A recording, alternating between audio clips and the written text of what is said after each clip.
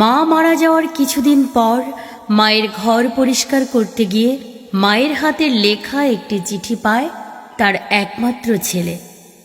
চিঠিতে লেখা ছিল, খোকা, এই চিঠি যখন তোর হাতে পড়বে তখন আমি তোর কাছ থেকে অনেক দূরে চলে যাব, যেখান থেকে কেউ কোনোদিন ফিরে আসে না। খোকা, তোর অনেক কথাই মনে নেই, তাই এই চিঠিতে লিখে রেখে গেলাম তোর মনে না থাকা সেই কথাগুলো। তুই যখন ছোট্ট ছিলি একবার তোর খুব জ্বর এসেছিল। আমি 3 রাত ঘুমোতে পারিনি।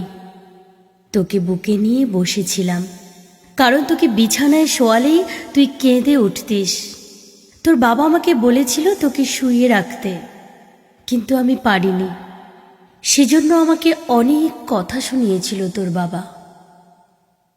তোকে যখন রাতে বিছানায় শোয়াতাম তুই প্রস্রাব করে বারবার বিছানা ভিজিয়ে ফেলতিস। তখন আমি তোকে আবার শুকনো জায়গায় শোয়াতাম আর আমি তোর ভিজে জায়গায় শুয়ে থাকতাম। তোর বাবা যখন মারা গেল তখন অনেক কষ্টে আমাকে সংসারটা চালাতে হয়েছিল। একটা ডিম ভেজে 2 টুকরো করে তোকে দুবেলা খেতে দিতাম। এমন দিনও গেছে শুধু লবণ দিয়ে ভাত খেয়েছি আমি, কিন্তু তোকে বুঝতে দিইনি।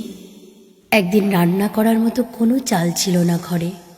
কোনো উপায় না পেয়ে এক বাড়িতে কাজ করে কিছু চাল এনে ভাত রেঁধে খাইয়েছিলাম তোকে।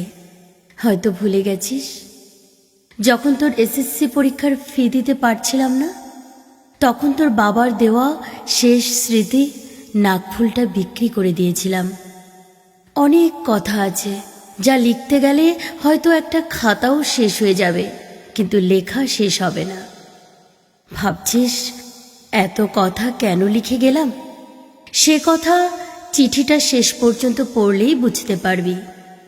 তুই যখন বড় হলি, একটা চাকরি পেলি, এর কিছুদিন পর বিয়ে করলি, সেই সময়গুলোতে আমি তোদের নিয়ে বেশ ভালোই ছিলাম। কিন্তু তারপর তোর মনে আছে খোকা, একদিন ঘর থেকে কিছু টাকা চুরি হলো। সেদিন তুই আমাকে জিজ্ঞেস করেছিলি আমি তোর টাকার ব্যাপারে কিছু জানি কি না। তুই আমাকে সরাসরি কিছু না বললেও আমি বুঝতে পেরেছিলাম তুই আমাকে চোর ভেবেছিলি। এর কিছুদিন পর তুই আমাকে চোরের অপবাদ দিয়ে অন্য একটা ঘরে রেখে দিলি। খোকা, আমার সেই ঘরটিতে থাকতে অনেক ভয় করত, কারণ ঘরটি তোদের কাছ থেকে অনেক দূরে ছিল। খোকা, তোকে একদিন বলেও ছিলাম আমার একা থাকতে ভয় লাগে। তুই বলেছিলি মরণ থাকলে যে কোনো জায়গায় আসবে। আমার হাঁটুর ব্যথাটা বেড়েছিল, তাই তোকে বলেছিলাম, খোকা, আমাকে কিছু ওষুধ কিনে দিবি? তুই বলেছিলি এই বয়সে এমন একটু আধটু ব্যথা হয়, ওষুধ খেতে হবে না, এমনি এমনি ঠিক হয়ে যাবে। আমি বিছানা থেকে উঠতে পারতাম না, শরীরে ফোঁসকা পড়ে গিয়েছিল, শরীর থেকে পচা গন্ধ আসত। কতদিন যে স্নান করিনি তা ঠিক বলতে পারবো না। খোকা, তোর ঘরটা ছিল আমার ঘর থেকে অনেক দূরে। কখন আসিস কখন চলে যাস কিছুই দেখতে পেতাম না, তবুও পথের দিকে তাকিয়ে থাকতাম।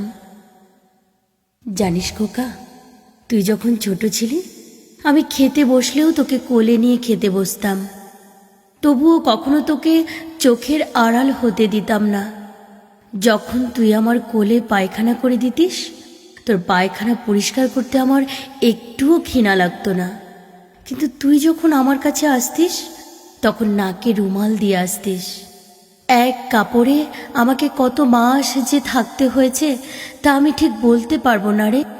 তুই যখন অনেক দিন পর একবার আমাকে দেখতে এসেছিলি, আমার খুব ইচ্ছে ছিল তোকে বুকে জড়িয়ে ধরি, কিন্তু খোকা, আমি পারিনি তোকে বুকে জড়িয়ে ধরতে, কারণ আমার শরীরে তো অনেক ময়লা ছিল।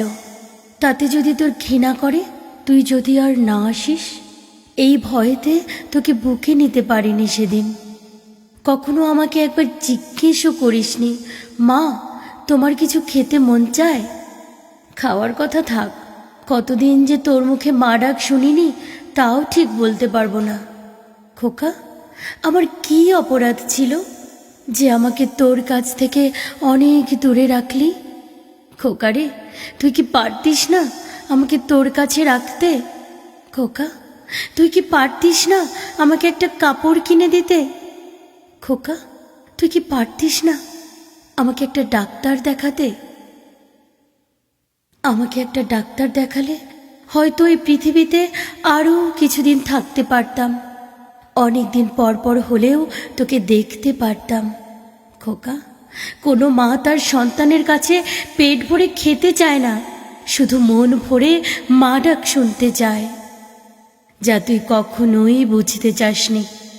খোকা, তোকে একটি শেষ অনুরোধ করছি, আমার এই চিঠিটা তোর সন্তানদের পড়ে শোনাবি, কারণ তুই বৃদ্ধ হলে তোর সাথে তোর সন্তানেরা যাতে এরকমটা না করে। এরকমটা করলে যে আমি ওপর থেকেও শান্তি পাবো না বাবা। ভালো থাকিস। ইতি, তোর মা।